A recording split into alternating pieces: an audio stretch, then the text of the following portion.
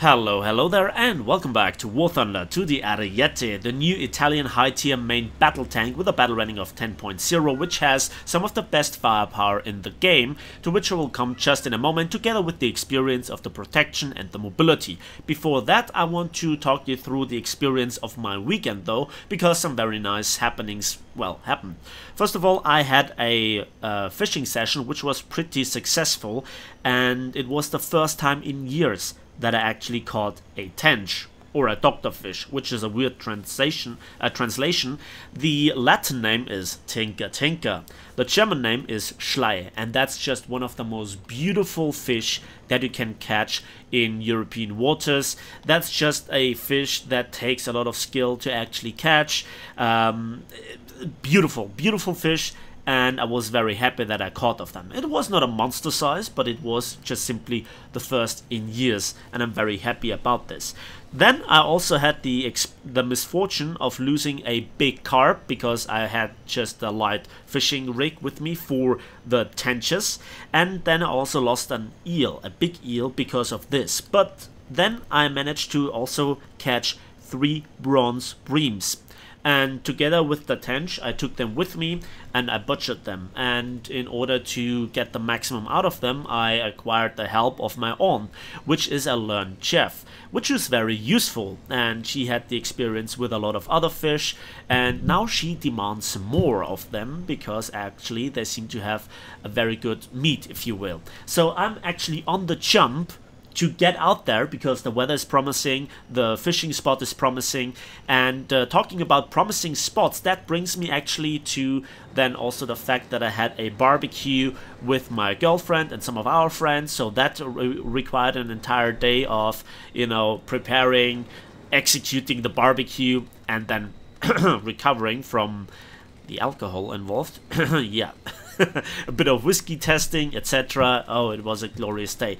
So I had to release the Tiger 2 SLA on Kursk gameplay, which was a emergency video, and it is, funnily enough, also played on Kursk, on the other side of the map. So I want to show you the very same thing, the very same trick of using here the open field, which is a little dip, again, to just flank the enemy team and just appear where they just don't expect me. And let's see how this works out, because some of you guys just simply don't get how to play this map. I'm sorry about this, but this is one of those very annoying parts about Kursk, that it offers so much, yet so little gets actually used. But that's just me. Just hate me for that, but I'm sorry, that's just how it is. So, the Ariete. Let's just talk about the tank, shall we?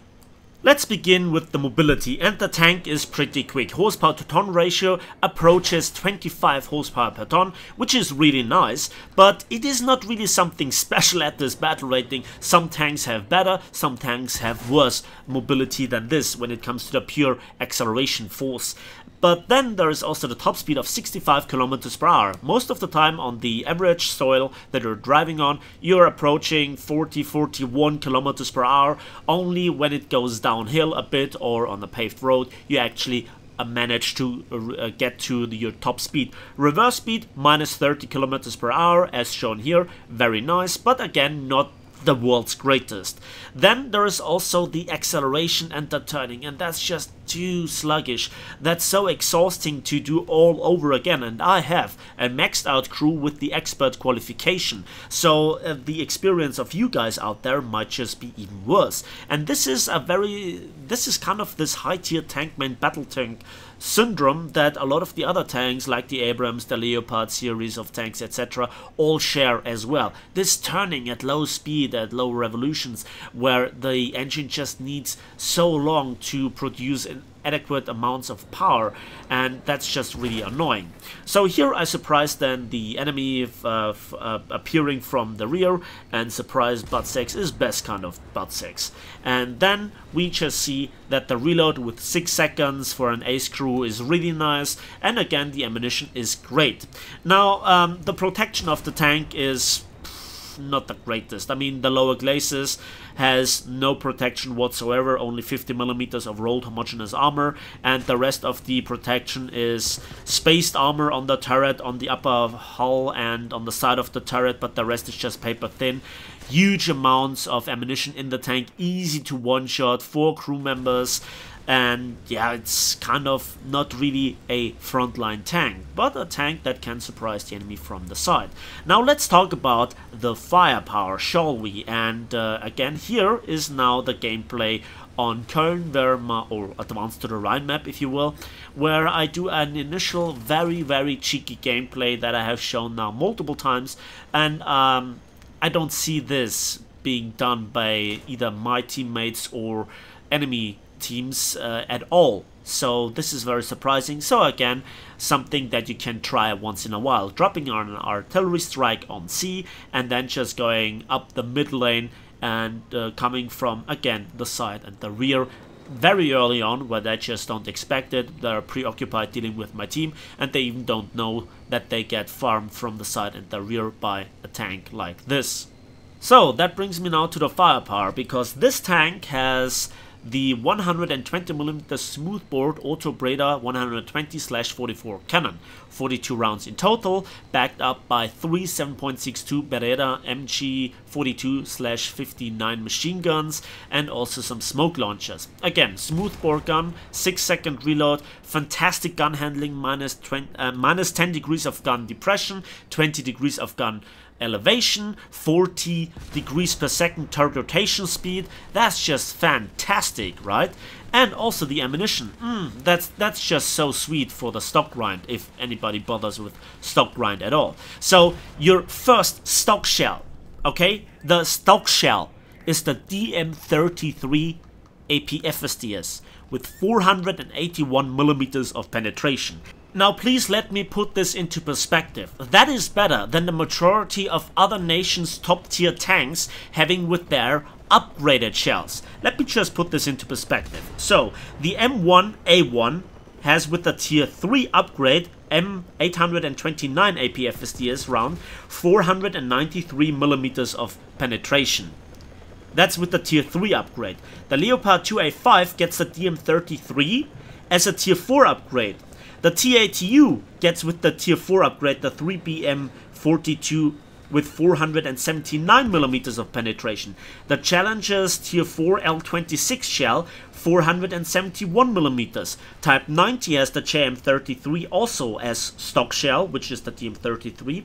The Leclerc, which is the new French top tier tank, gets, with the stock OFL 120F1, actually the very best stock shell with 528mm of penetration. So the Ariete's stock DM33 with 481mm is equally good or better than most enemies' main battle tanks' upgraded shells. And then you also get, as a tier 1 upgrade, the Heat FS round with 650mm of penetration, the DM12A1. So it's debatable if you want to use it. But if you really want to go full try-hard, as a tier 4 upgrade, the Ariete gets the CL 3143 APFSDS round, which penetrates 361mm of armor at 60 degrees angles of attack. With full flat impact, you get 625mm with a shell velocity of 1705 meters per second. That is amazing. That is heat penetration values with an APFSDS with positive normalization. That's just amazing. And combine this with the amazing gun handling. We're talking about 10 degrees of gun depression, 20 degrees of gun elevation, 40 degrees per second of gun elevation speed, and also 40 degrees of gun traverse speed, or turret traverse speed. That's just fantastic, right? So again, we have here the most perfect high-tier Call of Duty tank with a LOLPen APFSDS round, power creeping all the other 10.0 tanks. Now, usually I'm very often pretty unamused about this, but top tier is in a disastrous state, for me personally, for such a long time, where then armor is overpowered, then armor means nothing again, and then skill is very often overshadowed by just picking the right vehicle and fully upgrading it with gold. So in a nutshell, this tank performs very well in the currently ongoing APFSDS gun breach minigame adventure, and it fits very well in there. But is it future-proof? I don't know, but the firepower is like, well, let's exaggerate a little bit, 50% higher than any other tank when it comes to the APFSDS, and I don't think that this firepower will become obsolete. And even if it becomes obsolete due to even better tanks in the next patch, then it is just still able to get the gun breach of enemy tanks and then finish them off, like it has happened to this tank so often. So I think the lack of armor isn't all that bad news, but it's still a point to make. So performance-wise, this tank is really nice. If you like high-tier gameplay or not is up to you. If you like it, then this tank is currently the best that you can get. If not, then, well, it's just like any other high-tier tank that there is, just with better APFSDS at the moment, and a very nice stock grind. So that's it actually for me today, because now I have to go out there and catch some more fish and hopefully get some video footage about it so I can show you what I mean.